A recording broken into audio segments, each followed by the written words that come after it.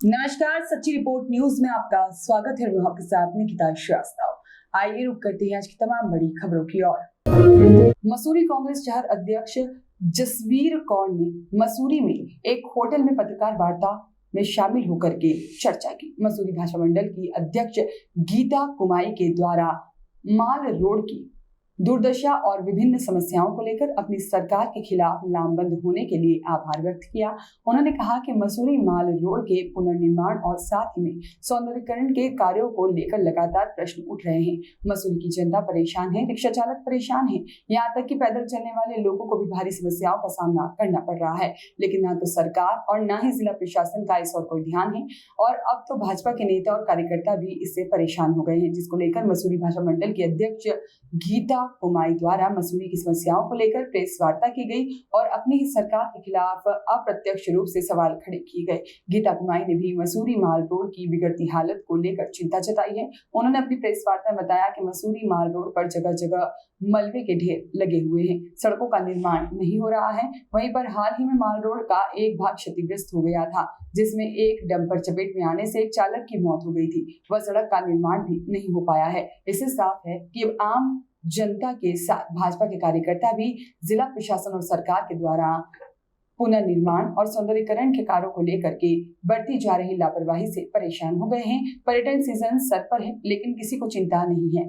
ऐसे में उन्होंने भाजपा महिला मोर्चा की अध्यक्ष कुमाई द्वारा माल रोड के बैरियर बंद करने पर भी आपत्ति जताई है। उन्होंने कहा कि अगर बैरियर को वाहनों के लिए बंद कर दिया जाएगा तो इससे आमजन को सबसे ज्यादा परेशानी होगी, क्योंकि माल रोड में कई लोगों के घर हैं, सरकारी प्रतिष्ठान हैं। उन्होंने कहा कि वह स्वयं एक सभासद हैं और उनको समस्याओं के निराकरण के लिए ठोस योजना के तहत काम करना चाहिए।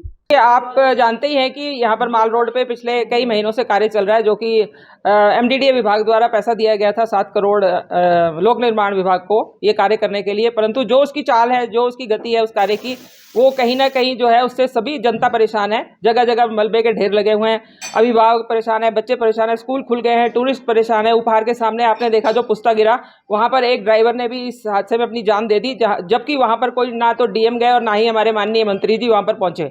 कोई भी देखने नहीं आया कि उस ड्राइवर ने कैसे अपनी जान दी और ट्रक वहाँ नीचे गिर गया। तो मैं यही कहना चाहती हूँ, क्योंकि अब जो है सभी परेशान हो चुके हैं, जो घड़ा है वो भर चुका है। तो इससे भाजपा के जो कार्यकर्ता है वो भी परेशान है, क्योंकि वो भी यहाँ स्थानीय जनता के बीच में ही आते हैं और धीरे धीरे वो भी मुखर होने लगे अपनी सरकार के खिलाफ। और उन्होंने भी प्रेस कॉन्फ्रेंस करके, जैसे अभी परसों ही प्रेस कॉन्फ्रेंस करी है उनकी मंडल अध्यक्ष महिला मोर्चा की गीता कुमाई जी ने, और मैं उनकी भी बहुत धन्यवाद करती हूँ कि उन्होंने अपनी सरकार के खिलाफ आवाज़ उठाई।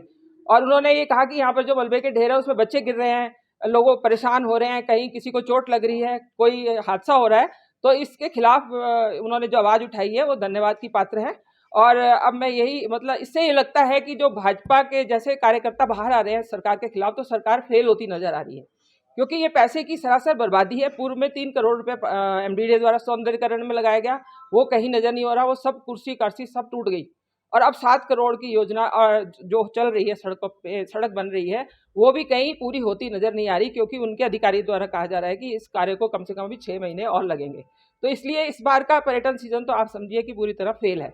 दूसरी ओर जो 144 करोड़ की पेयजल योजना की वाहवाही लूटी जा रही है भाजपा द्वारा, धन्यवाद किया जा रहा है अपने मंत्रियों का, तो मैं धन्यवाद करती हूँ अपने माननीय पूर्व मुख्यमंत्री हरीश रावत जी का, जिनके द्वारा 2 करोड़ रुपया स्वीकृत किया गया था इस योजना के लिए, और शुरुआत कांग्रेस ने की थी।